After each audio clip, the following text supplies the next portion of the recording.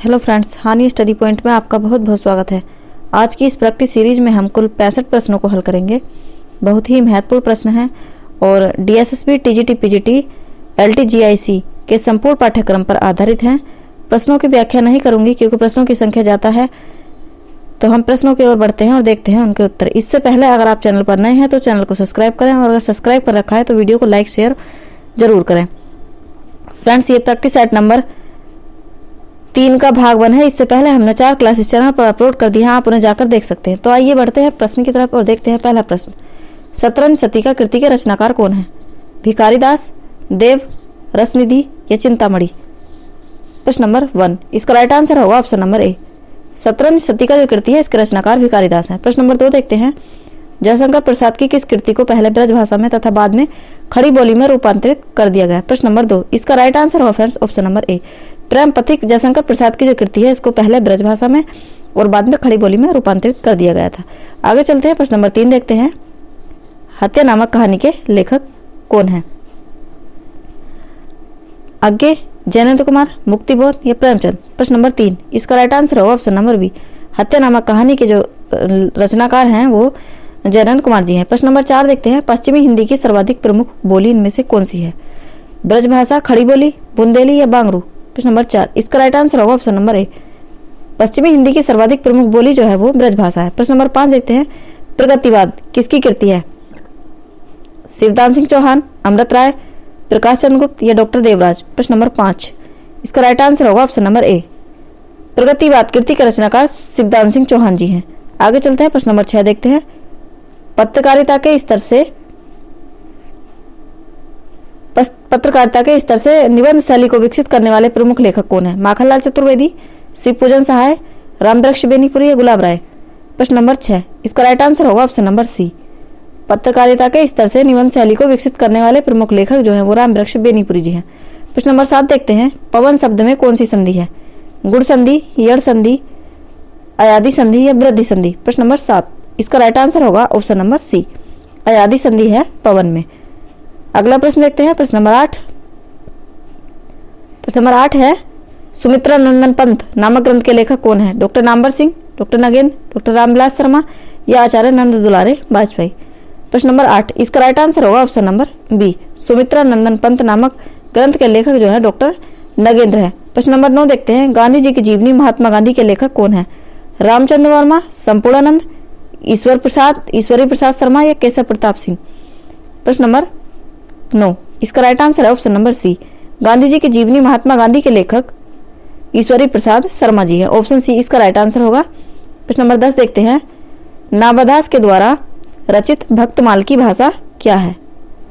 अवधी, ब्रजभाषा, हिंदी खड़ी बोली या मैथिली? प्रश्न नंबर 10, इसका राइट आंसर होगा ऑप्शन नंबर बी। नाबादास के द्वारा भक्तमाल जो है वो ब्रजभाषा में रचित है। आगे चलते हैं, प्रश्न नंबर 11 देखते हैं। प्रेमचंद उर्दू में किस नाम से लिखते थे? धनपत राय, नवाब राय, गणपत राय या इनमें से कोई नहीं? प्रश्न नंबर 11, इसका राइट आंसर होगा option number B. Premchand Urdu में नवाब राय के नाम से लिखा करते थे। प्रश्न नंबर 12 देखते हैं। बाण भट्ट की आत्मकथा के लेखक कौन है? हजारी प्रसाद द्विवेदी, महावीर प्रसाद द्विवेदी, रामचंद्र शुक्ल, इनमें से कोई नहीं? प्रश्न नंबर 12, इसका राइट आंसर होगा ऑप्शन नंबर ए।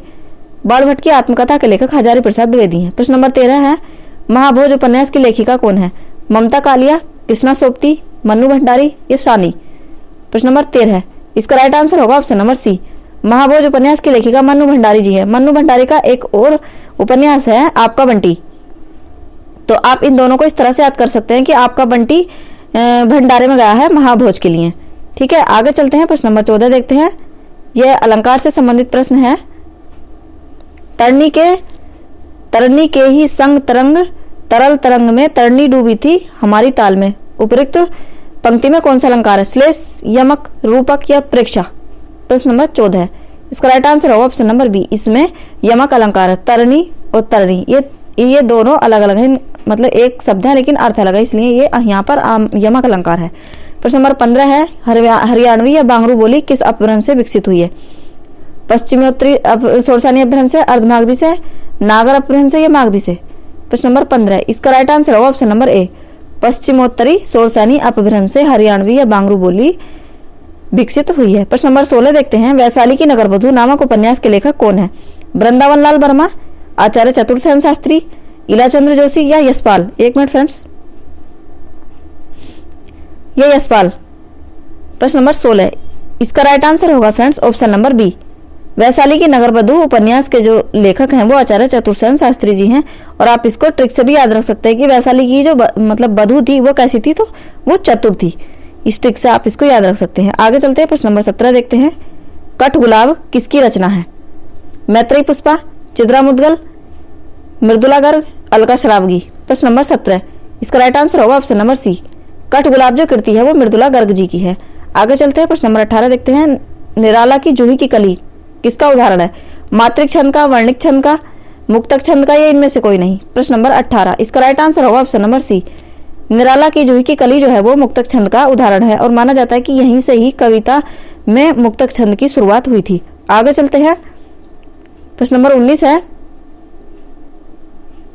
1 मिनट, प्रश्न नंबर 19 देखते हैं, या लकुटी अरु कमरिया पर राज तिहुपुर को ताजी डारो में प्रयुक्त छंद कौन सा है? कवित, सवैया, बरबे या दोहा? प्रश्न नंबर 19, इसका राइट आंसर होगा ऑप्शन नंबर 20। ये सवैया छंद में है और इसके रचनाकार रसखान जी हैं। प्रश्न नंबर 20 देखते हैं, भूषण का वास्तविक नाम क्या था? घनश्याम, राम बिहारी, कृष्णदास, चंद्रभूषण?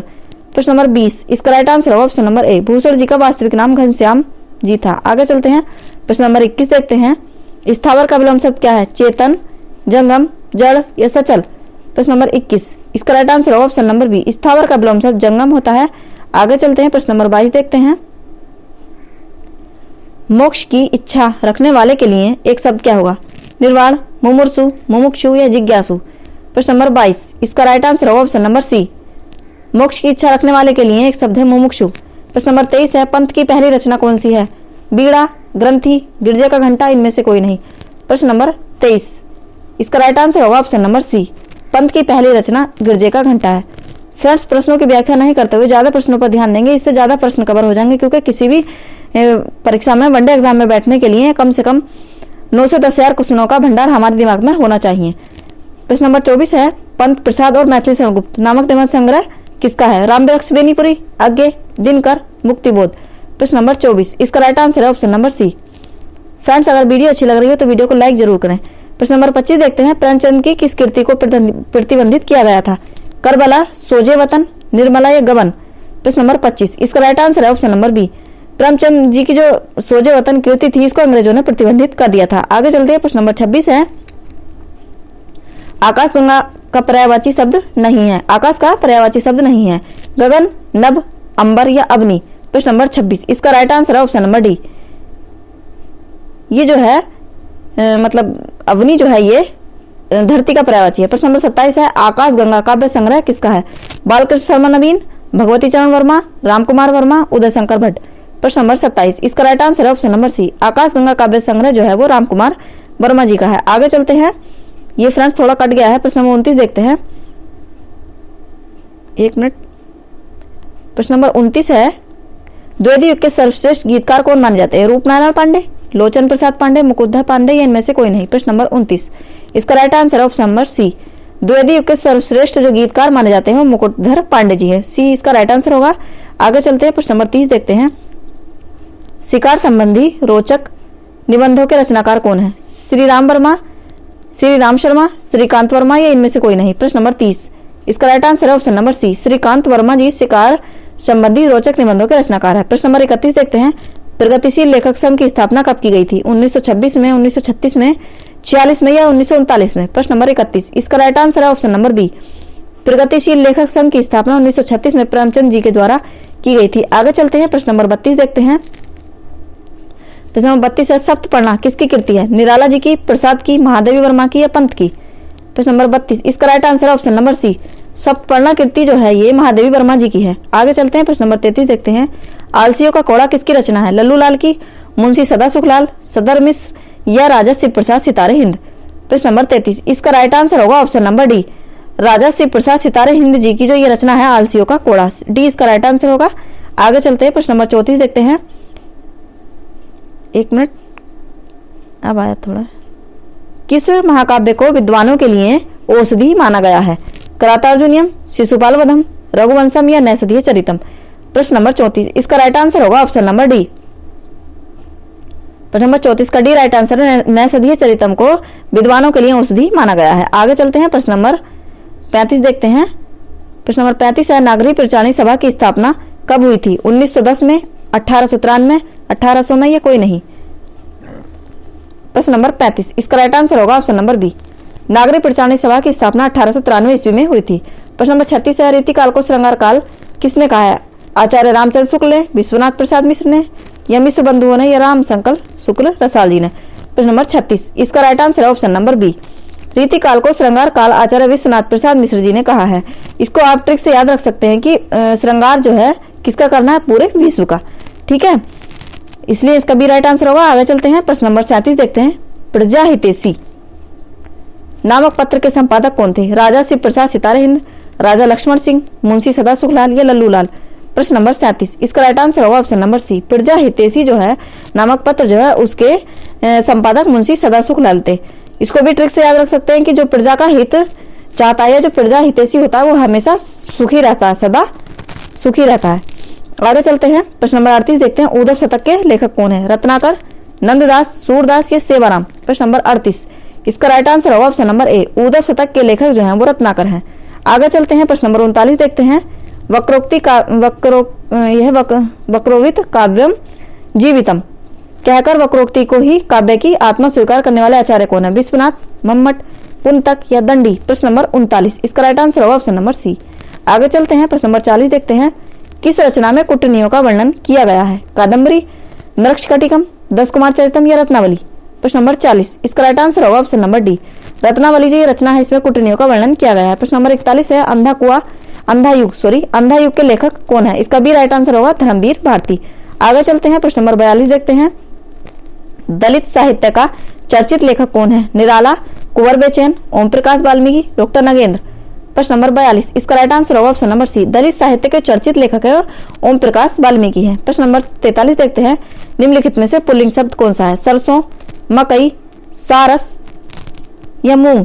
प्रश्न नंबर 43, इसका राइट आंसर होगा ऑप्शन नंबर सी। सारस जो है ये पुल्लिंग शब्द है। आगे चलते हैं, प्रश्न नंबर 44 देखते हैं। प्रश्न नंबर 44 है, कलाधर किस कवि का आरंभिक उपनाम है? सुमित्रा नंदन पंत, रामकुमार वर्मा, जयशंकर प्रसाद, निराला? प्रश्न नंबर 44, इसका राइट आंसर होगा ऑप्शन नंबर सी। कलाधर जो उपनाम है ये जयशंकर प्रसाद जी का है। प्रश्न नंबर 45 है, तुलसीदास किस दार्शनिक मत के भक्त कवि थे? अद्वैतवाद, शुद्धाद्वैतवाद, द्वैतवाद या विशिष्ट अद्वैतवाद? प्रश्न नंबर 45, इसका राइट आंसर है friends option number D. Tulsidas ji जो है वो विशिष्ट अद्वैतवाद के भक्त कवि थे। आगे चलते हैं, प्रश्न नंबर 46 है, गोरखवाणी नामक पुस्तक के संपादक कौन है? हजारी प्रसाद द्विवेदी, डॉक्टर भागीरथ मिश्र, डॉक्टर पीताम्बर दत्त बर्थवाल? इनमें से कोई नहीं। प्रश्न नंबर 46, इसका राइट आंसर है ऑप्शन नंबर सी। गोरखवाणी नामक पुस्तक के जो संपादक है वो पीताम्बर दत्त बर्थवाल है। रूपाम्बरा किसकी रचना है? अज्ञे, मुक्तिबोध, नैमिचंद जैन या भारत भूषण अग्रवाल? प्रश्न नंबर 47, इसका ए राइट आंसर होगा। अज्ञे जी रूपाम्बरा कृति के रचनाकार हैं। आगे चलते हैं, प्रश्न नंबर 48 देखते हैं। रबड़ छंद या केचुआ छंद किस कवि की कविताओं को लक्ष्य कर कहा गया है? दिनकर, धूमिल, निराला या मुक्तिबोध? प्रश्न नंबर 48, इसका राइट आंसर होगा सी। रबड़ छंद या केचुआ छंद जो कविताओं को एक लक्ष्य बना के कहा गया था वो निराला जी की कविता को कहा गया था। प्रश्न नंबर 49 देखते हैं। निम्नलिखित में से कौन सा शब्द स्त्रीलिंग नहीं है? झुरमुट, अंत्येष्टि, इच्छा या निराला? इनमें से कौन सा स्त्रीलिंग नहीं है, मतलब पुल्लिंग है? तो इच्छा ये स्त्रीलिंग है।